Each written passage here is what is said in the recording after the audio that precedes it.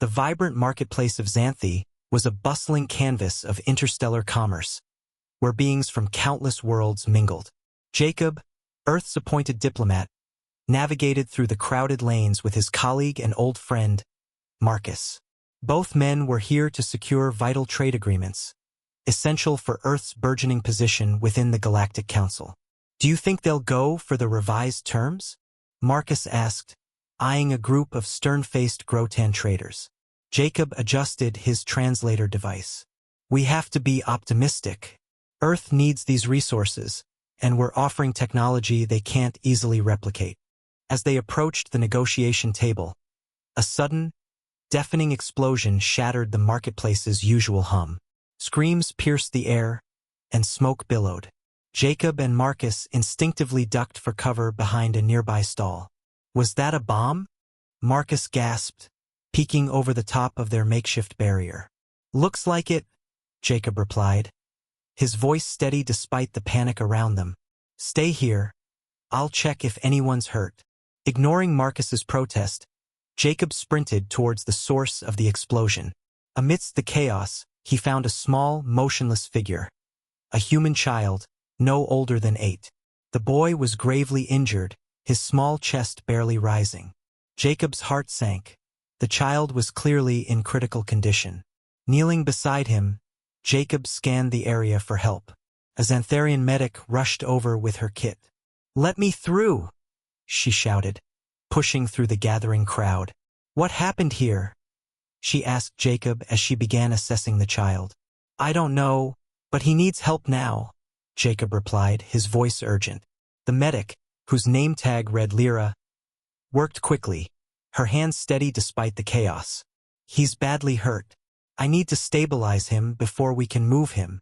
As Lyra administered emergency care, Jacob looked around, trying to piece together what had happened.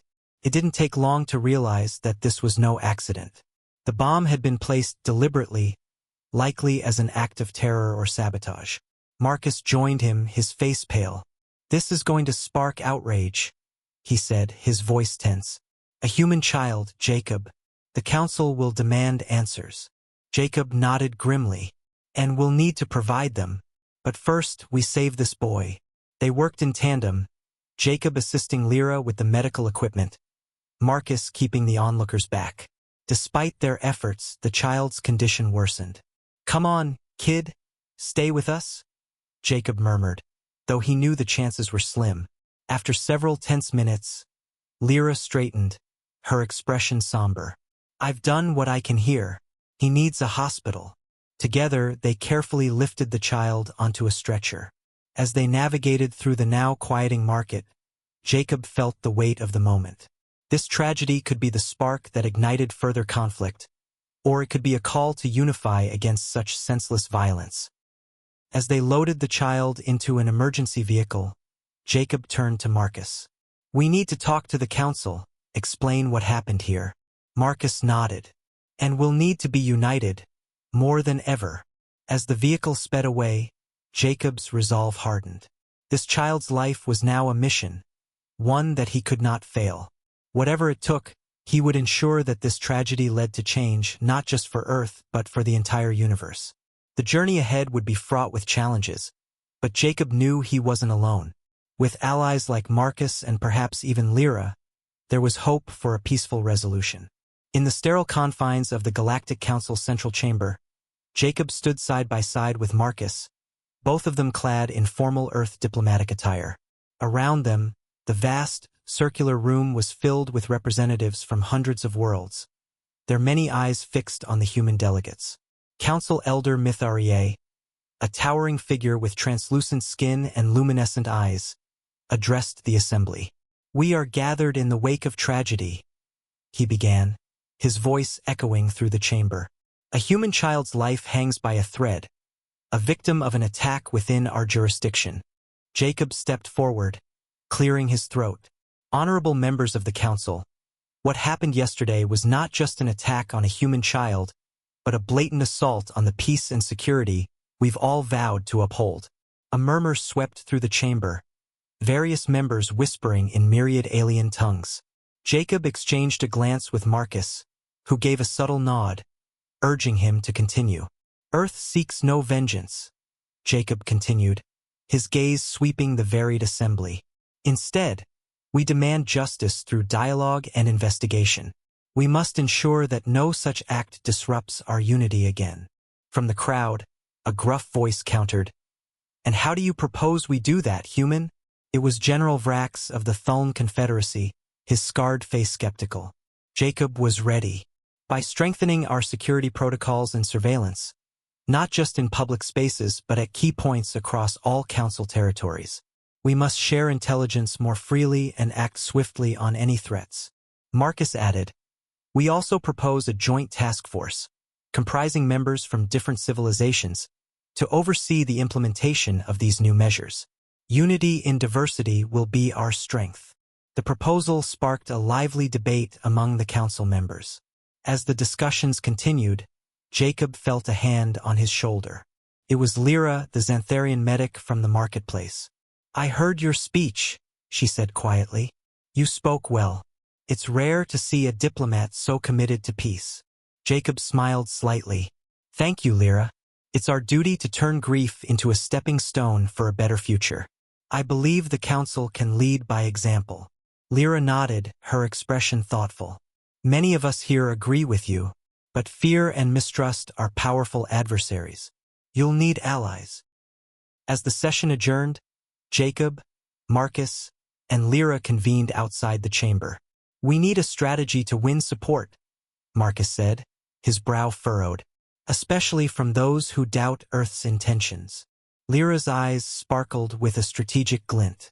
"You need to show them Earth's culture, its people's desire for peace. Perhaps a cultural exchange or a series of interstellar workshops might bridge some gaps." "Excellent idea," Jacob agreed. "Showing our culture, our advancements in technology and art, could help soften some of the harsher critics here." The trio spent the next hours planning, outlining potential programs and identifying key allies and skeptics within the council. They agreed to meet regularly, each bringing unique insights and updates from their respective circles. As the suns of the space station set, casting long shadows over the metallic corridors, Jacob felt a renewed sense of purpose. The tragedy had indeed brought a heavy burden, but with allies like Marcus and Lyra, it also brought a chance to forge something lasting. Not just for the child or for Earth, but for the entire cosmos. A true unity held together by shared values and mutual respect. The grand halls of the Galactic Council Station were alive with whispered conversations, the air heavy with unease. Despite Jacob, Marcus, and Lyra's efforts, their proposal for a joint task force had been met with a mix of cautious interest and outright skepticism. It seemed that fear still ruled the hearts of many species. Jacob and Marcus were walking down one of the station's glass-paneled corridors, its vast view revealing the swirling cosmos beyond. Lyra was beside them, her blue, bioluminescent skin glowing faintly in the dim lighting. Marcus broke the silence first. "That didn't go as smoothly as I hoped. General Vrax practically accused us of plotting some grand human takeover." Jacob sighed. "His fear of humans isn't unique, Marcus. A lot of these species still see us as newcomers, wildcards even. That's why we need to double down and show them we're here to cooperate." Lyra, walking slightly ahead, stopped and turned to face them. "You're right, but Vrax isn't just afraid. He's stirring the pot deliberately. His words weren't just about fear. They were meant to rile others up." Marcus raised an eyebrow. "You think he has an agenda?" "Without a doubt," Lyra said, her voice calm but firm. "The Thuln Confederacy has always been wary of human influence. Vrax is using this tragedy as a way to paint Earth as a threat." Jacob looked thoughtful. "If that's the case, then we need to counter his narrative directly. But we can't just call him out without proof." Lyra's glowing eyes flickered slightly, a Xantharian trait when deep in thought. "I might be able to help. I've spent years working on interspecies projects, and I have contacts who might know more about Vrax's movements." Jacob and Marcus exchanged a glance. "If you're willing to take the risk, we'd be grateful," Jacob said. "But let's be careful. If he's up to something, we don't want to tip him off." Lyra nodded. "Understood. I'll reach out discreetly." The three of them continued walking, eventually entering a quieter section of the station where they could speak more freely. Marcus leaned against a railing, his expression serious. You know, Jacob, this is starting to feel like more than just resistance to our ideas. There's something bigger going on here. Jacob nodded. I've been feeling that too.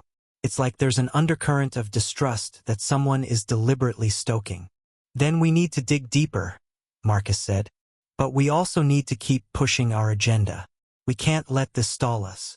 Jacob turned to Lyra. Do you think your contacts could help us beyond Vrax? Maybe give us insight into what other factions are thinking. It's possible, Lyra replied, but we'll need to approach this carefully. If anyone suspects we're probing too deeply, it could backfire. Agreed, Jacob said. For now, let's focus on building alliances. Marcus, you and I should meet with representatives who are on the fence. Lyra, you keep working your angle. They spent the next several hours strategizing, identifying key figures within the council who might be swayed to their side. As they worked, the camaraderie between them grew. Marcus's humor lightened the mood when the weight of their task threatened to overwhelm them, while Lyra's insight into alien cultures proved invaluable. At one point, as they were reviewing a particularly stubborn faction's profile, Marcus leaned back and said, "You know, I never thought diplomacy would feel this much like espionage." Jacob chuckled. Welcome to interstellar politics. It's not all handshakes and trade agreements. Lyra smirked. You humans have a saying, don't you? Keep your friends close and your enemies closer. Something like that, Marcus said, grinning. Though I prefer actions speak louder than words. Jacob shook his head with a smile. Let's hope our actions are enough to convince them. As their meeting wrapped up, Lyra stood and stretched, her movements fluid and almost hypnotic. I'll start reaching out to my contacts tonight. You two should get some rest. Tomorrow's going to be another long day. Jacob nodded. Thanks, Lyra. Be careful. I always am, she replied with a small smile. Once Lyra left, Marcus turned to Jacob. So, what do you think? Can we trust her? Jacob didn't hesitate. I do. She's proven herself time and time again. Marcus crossed his arms. Good, because if she's right about Vrax, we're going to need her. The two men lingered for a moment, gazing out at the stars beyond the glass. Despite the challenges ahead, Jacob felt a renewed sense of determination.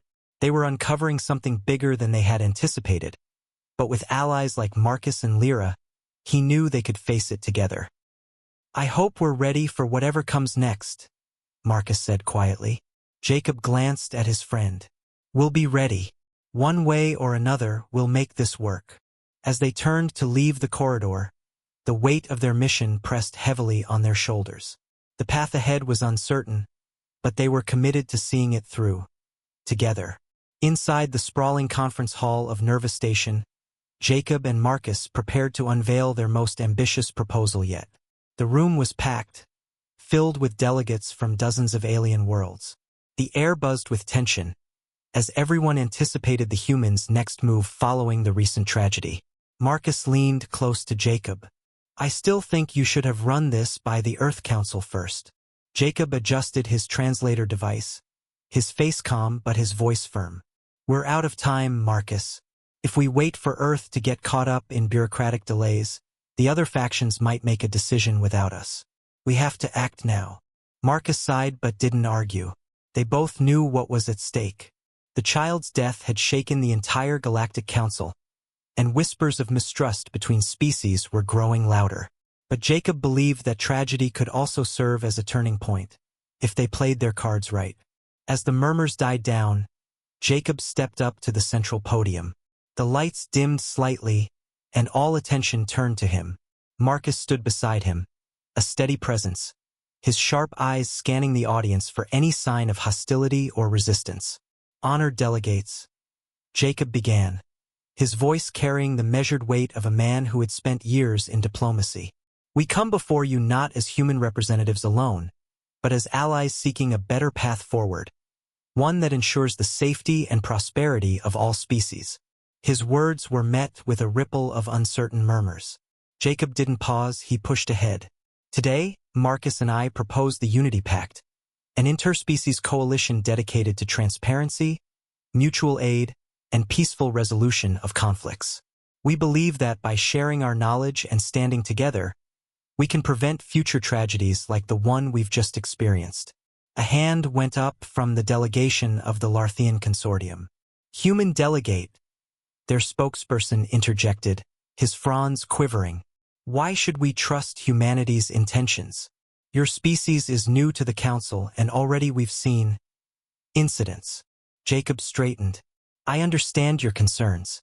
That's why the Unity Pact isn't about humans taking charge. It's about creating a framework that gives every species an equal voice. If Earth oversteps, the Pact ensures we're held accountable. And we're willing to offer access to some of our most advanced research in energy and medicine as a gesture of goodwill. Marcus chimed in, his voice steady and authoritative. This is not just a proposal. It's a commitment. We're putting everything on the table to show that Earth is here to collaborate, not dominate. The room fell silent for a moment. Then, another voice spoke up, an elder from the Seraphix Dominion. The Unity Pact is ambitious, but ambition alone doesn't guarantee success. What steps will you take to build trust? Jacob nodded, grateful for the opening. We propose joint missions, mixed teams of humans and alien representatives, sent to address urgent galactic issues. Whether it's quelling resource disputes, solving environmental crises, or investigating security threats, these teams will work side by side. Over time, these collaborations will build trust and foster understanding. Lyra entered the hall just as Jacob finished his statement. She caught his eye from across the room and gave a subtle nod. Jacob felt a wave of relief. She'd promised to quietly gather support among certain hesitant factions, and her presence signaled she'd made progress. Marcus, noticing Jacob's glance, asked quietly, Lyra come through? Looks like it, Jacob whispered back. Let's keep the momentum. As the discussion continued, Marcus stepped forward again. Let's be honest. The current system hasn't been perfect. The tragic event on Xanthi proved that our current security measures and communication protocols need an overhaul. The Unity Pact provides a practical way to implement those changes. We can work together, not just to prevent another tragedy, but to create something stronger. The room buzzed once more, this time with more thoughtful debate. Delegates exchanged ideas, their initial skepticism giving way to cautious consideration. Lyra approached the two men as the assembly broke into smaller discussion groups. I've spoken to the representatives from the Talvith Alliance and the Methari Collective, she said in a low voice. They're willing to support the Unity Pact, on the condition that Earth remains transparent and that the task force composition rotates regularly. Jacob smiled. That's fair. We can work with that. Marcus added, Good job, Lyra. Without your connections, we wouldn't have gotten this far. She tilted her head slightly, her glow softening. We all want peace. I just hope we can convince enough of them. They spent the next several hours navigating the complex web of council politics, answering questions, addressing concerns, and fine-tuning their proposal. At every turn, Jacob relied on Marcus's steadying presence and Lyra's insight into alien culture. Together, they formed a formidable team, each bringing a unique strength to the table. By the time the day's session ended, the Unity Pact wasn't a guarantee, but it was no longer a distant dream. Many of the delegates left the chamber deep in thought, their initial resistance tempered by the clarity and practicality of the humans' proposal. As they exited the conference hall, Marcus clapped Jacob on the shoulder. Well, we didn't get laughed out of the room. That's progress. Jacob chuckled. Progress is all I can ask for right now. Lyra walked beside them, her glow brightening as they stepped into the station's main atrium. It's a start, she said, and sometimes that's all you need. The three of them paused to take in the view of the galaxy beyond the glass walls. Though the path ahead remained uncertain, for the first time, they felt the glimmer of a possibility that the Unity Pact could become a reality. The Unity Pact's first trial mission was underway. Jacob and Marcus, alongside representatives from the Methari Collective and the Talvith Alliance, stood on the bridge of a sleek, interspecies cruiser. Their mission was straightforward: deliver critical humanitarian supplies to a resource-strapped colony on the edge of Council space. But the tension in the room made it clear that this was more than a routine supply run. It was the first true test of cooperation under the pact. "I don't like how quiet it is out here," Marcus muttered, staring at the vast expanse of stars through the forward viewport. "Relax, Marcus," Jacob said, though his tone betrayed his own unease. The colony's distress signal said their situation was stable. This should just be a quick drop-off. Marcus folded his arms. "I'll feel better when we're back in Council territory." Lyra entered the bridge, her glowing eyes scanning the monitors. "Our scans show no immediate threats in the area. If something was going to happen, we'd have seen it by now." "Still, it's odd," Marcus said, not entirely convinced. "If they're not in danger, why send a distress signal?" A soft chime signaled an incoming transmission. The colony's voice crackled over the comms. "Unity vessel, we are honored by your swift response. Please follow the designated landing coordinates. We look forward to meeting our esteemed visitors." Jacob glanced at Marcus. "See? They're just glad we showed up." Marcus gave a grudging nod. "All right, let's get this done." As the ship descended into the colony's atmosphere, Lyra continued scanning for anomalies. "I'm picking up faint energy readings," she said. "Could be nothing, but it's unusual. I'd recommend caution." "Noted," Jacob said. He turned to Marcus. "You and I will lead the landing party. Lyra, stay here and keep an eye on those readings. If anything changes, let us know immediately." "Understood," Lyra replied, though she looked reluctant to remain behind. The landing party touched down in a small, dusty clearing just outside the colony. A group of colonists approached, their clothes worn and their faces lined with exhaustion. The apparent leader, an older man with a weathered expression, stepped forward. "Welcome, Unity Team. I'm Governor Hathen. We've been desperate for these supplies." Jacob extended a hand. "Governor Hathen, I'm Jacob. This is Marcus, and these are our colleagues from the Medhari Collective and the Talvith Alliance. We're here to help." The governor shook Jacob's hand firmly. "We appreciate your prompt response. It's been a rough few weeks." As they began unloading the supplies, Marcus kept a sharp eye on the surroundings. "Something doesn't feel right," he murmured to Jacob. "Let's focus on the task," Jacob replied. "We'll figure out what's going on if something comes up." The colonists seemed genuinely grateful, offering thanks as the Unity team distributed food, medicine, and energy cells. Yet Marcus's unease didn't fade. "There's no sign of damage here," he noted. "No injuries, no destroyed infrastructure. Why did they need us so badly?" Before Jacob could respond, his comm device crackled to life. Lyra's voice came through, tense. "Jacob, we have a problem. Those faint energy readings just spiked. Something's moving toward the colony. Fast." Marcus stiffened. "What kind of something?" "Hard to say," Lyra replied. "But it's big, and it's not friendly." Jacob immediately addressed the governor. "Get your people to safety. We have incoming threats." The governor looked alarmed. "What kind of threats?" "Just go," Jacob barked, his diplomatic tone dropping in the face of urgency. As the colonists scrambled for cover, the Unity team regrouped near their shuttle. Marcus checked his weapon, his expression grim. "So much for a quick drop-off." Lyra's voice came through again. "The readings suggest some kind of autonomous war drone. Old tech, probably leftover from a past conflict. But if it's still active, it could be deadly." The ground trembled as a massive, spider-like machine emerged from the nearby cliffs. Its rusted shell and erratic movements hinted at its ancient origin, but its weapons were still fully operational. It locked onto the Unity team and opened fire. "Take cover," Jacob shouted, diving behind a supply crate.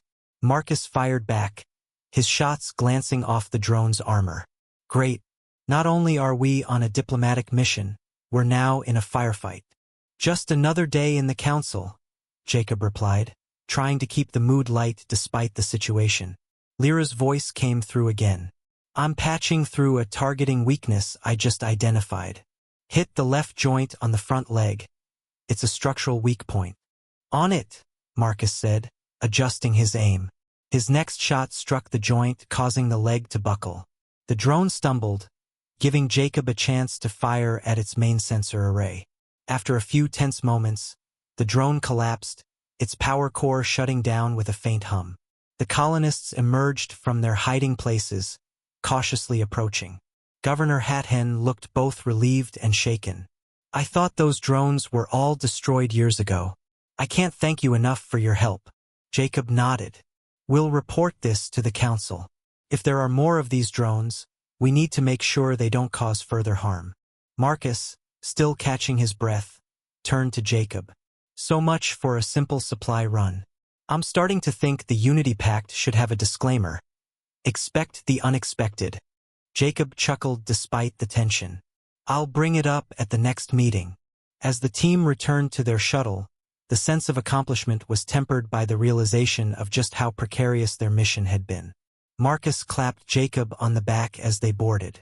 Let's just hope the next mission doesn't involve giant death machines. Jacob smiled. Hope springs eternal, Marcus. Back on the cruiser, Lyra met them in the main briefing room. Good work out there. I've already started compiling a report for the council. Jacob and Marcus sat down, both exhausted but determined. Thanks, Lyra, Jacob said. Without your guidance, that drone might have been a lot harder to take down. Just doing my part, she replied. It's what the pact is all about, right? Everyone contributing in their own way. Jacob nodded. Exactly.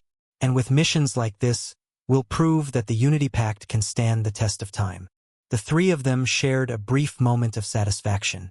The mission had been dangerous, but they had succeeded together. The Unity Pact was beginning to show signs of progress. Jacob and Marcus found themselves on constant calls with allied delegates, organizing new initiatives, field missions, and cultural exchanges. While the workload was grueling, it was also fulfilling. Marcus, in particular, took pride in seeing his initial doubts slowly melt away as the framework they'd built started to yield tangible results. But their satisfaction was short-lived. A sudden and unexpected emergency meeting of the Galactic Council was called. Jacob and Marcus hurried into the council chamber, where the normally composed assembly was buzzing with concern. Lyra was already there, standing near her fellow Xantharians, her usually calm demeanor strained. What's going on? Marcus whispered as they took their seats. Jacob shrugged, equally puzzled. Before they could speculate further, Elder Mitharier's voice rang out. Honored council members, it appears we have a matter of betrayal in our midst. The room fell silent. Mitharier's luminous gaze swept across the assembly. We have received evidence that one of our member species may be acting against the interests of the Unity Pact, and indeed against the safety of the entire council.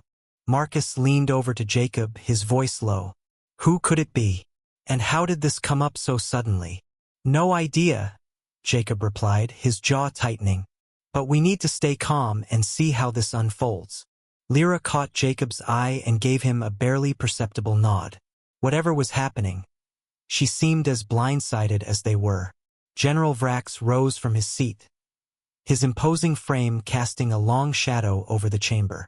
I demand to see this evidence, he growled.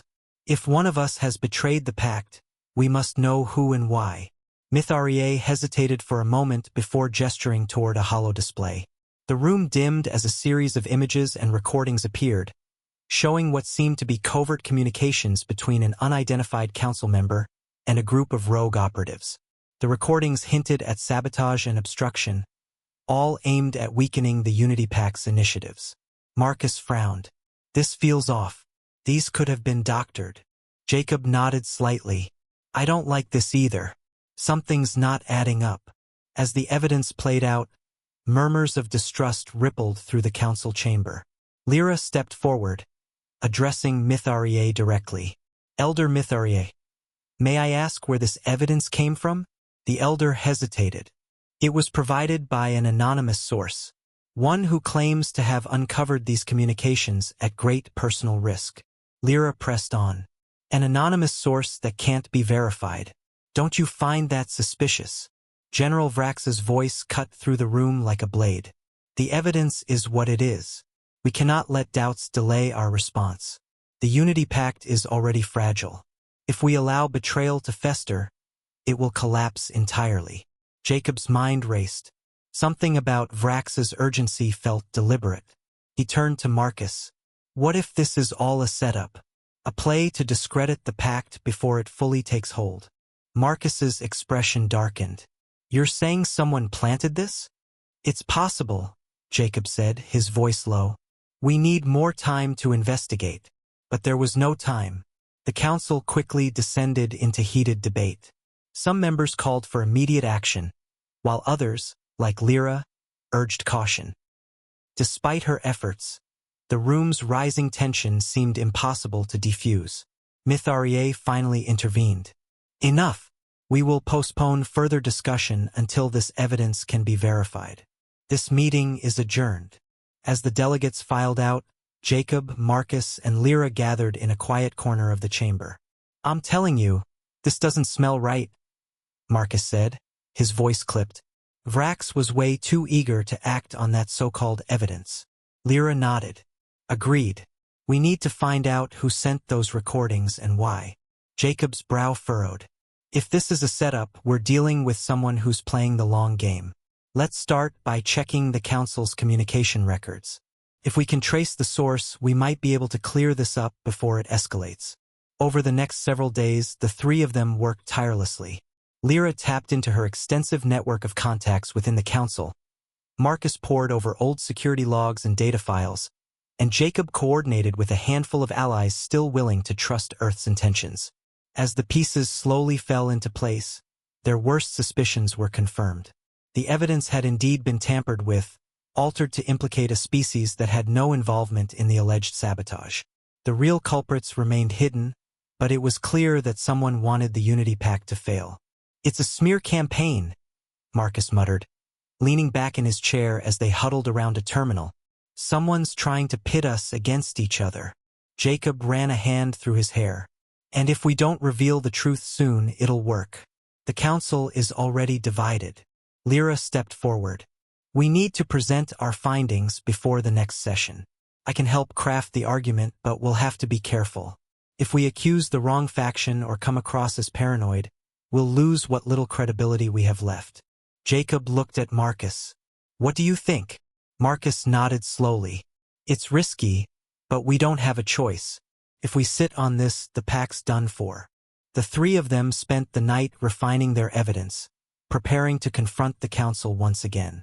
As dawn broke over Nervous Station, they stood together, a united front against the shadows threatening to undo everything they'd built. The tension in the council chamber was electric as the delegates filed in for the emergency session. Jacob and Marcus had arrived early, their faces set in grim determination. Lyra stood with them, her calm exterior masking the turmoil within. Marcus leaned toward Jacob. You sure this is going to work? Jacob nodded, though his voice carried a trace of doubt. It has to. If we don't expose the real players behind this, the Unity Pact will crumble. The chamber grew silent as Elder Mitharier ascended to his podium. His luminous gaze swept over the assembly. We have reconvened to address the accusations of sabotage against the Unity Pact. Delegate Jacob, you and your colleagues requested this session.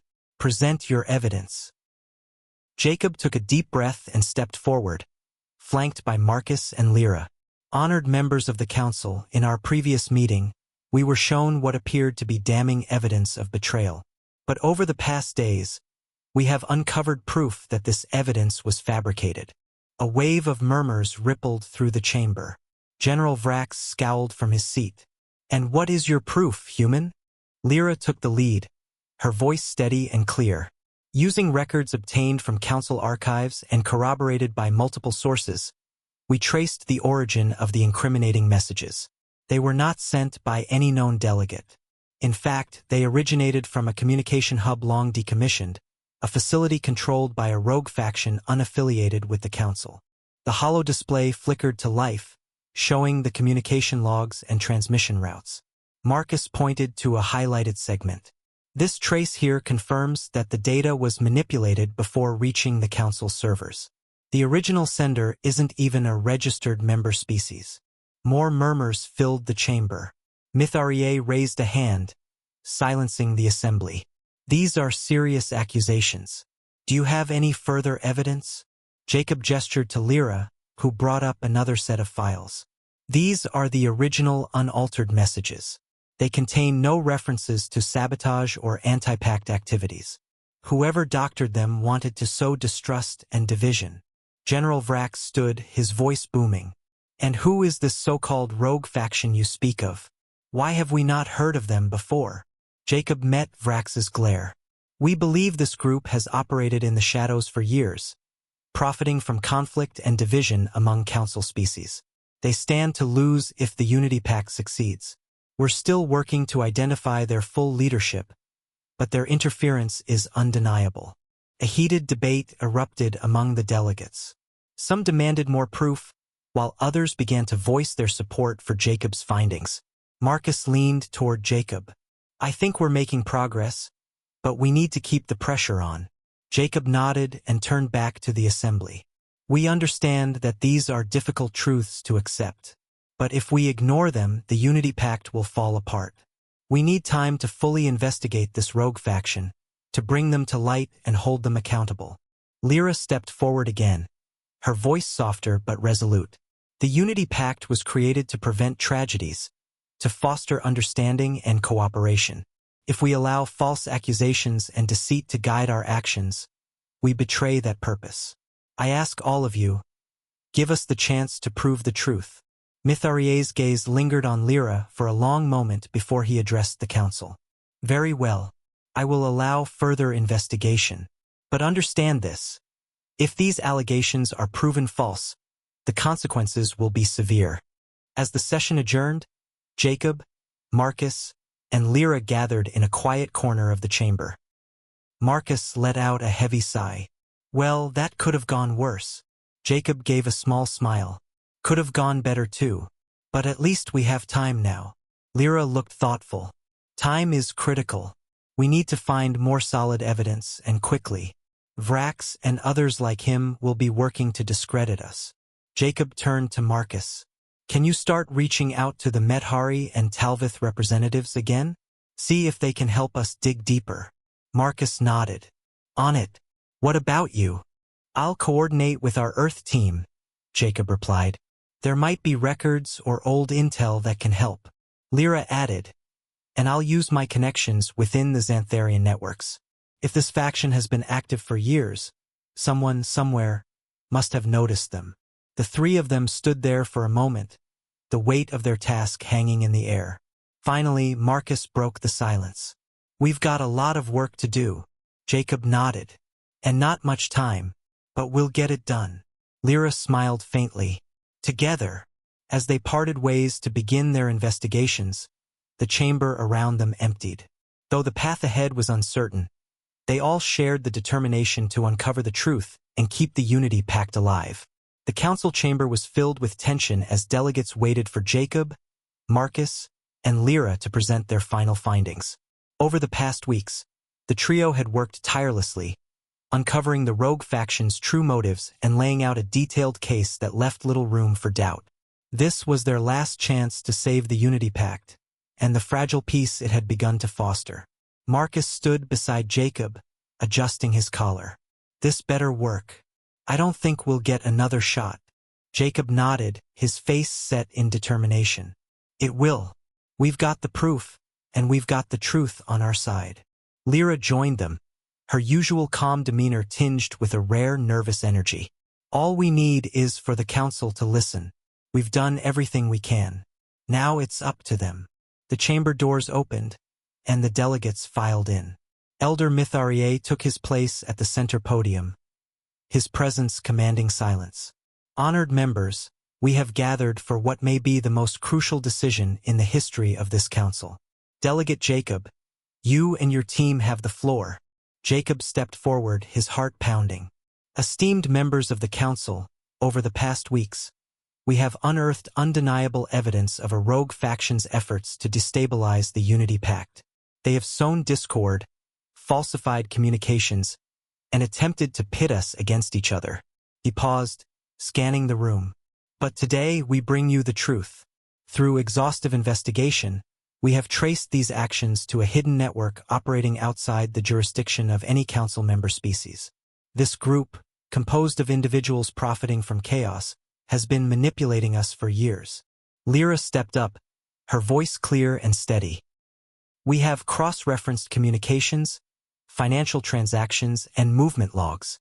Our findings show that this faction thrived by fueling conflicts among us, ensuring that no single species could grow strong enough to stabilize the galaxy.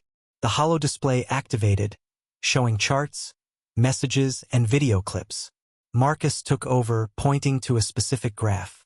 This pattern here, surges in conflict followed by spikes in illegal arms trades, coincides perfectly with the faction's activity. Every time the Council moved toward peace, they intervened. When we formed the Unity Pact, they saw it as a direct threat. The room grew silent as delegates absorbed the evidence. Finally, Elder Mytharier spoke. These are damning revelations. Do you have any confirmation of who is behind this faction? Jacob nodded. We've identified several leaders who orchestrated these schemes, though not all of them have been captured. What we do know is that their ultimate goal was to weaken the Council's unity and ensure no single governing body could ever rise above the chaos. Lyra added, "We are not presenting this information lightly. We understand the gravity of these accusations. But we also believe that exposing this faction is our only chance to move forward." A delegate from the Talvith Alliance rose. "If what you say is true, what do you propose we do to prevent such interference in the future?" Jacob took a deep breath.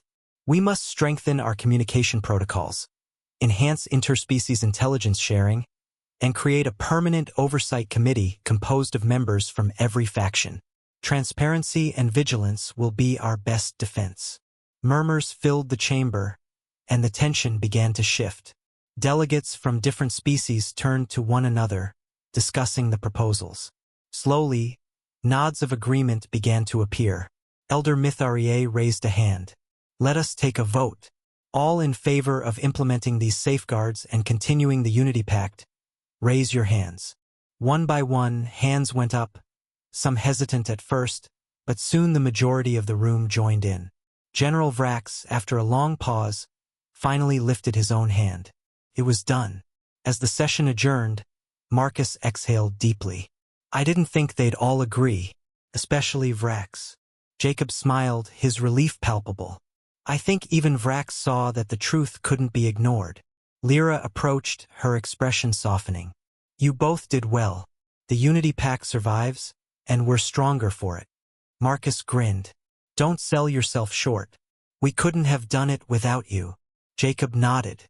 "Agreed. This was a team effort." The three of them stood there, watching as the delegates began to leave the chamber, their discussions filled with hope and new possibilities. While the journey had been arduous and filled with uncertainty, they had managed to pull through, together.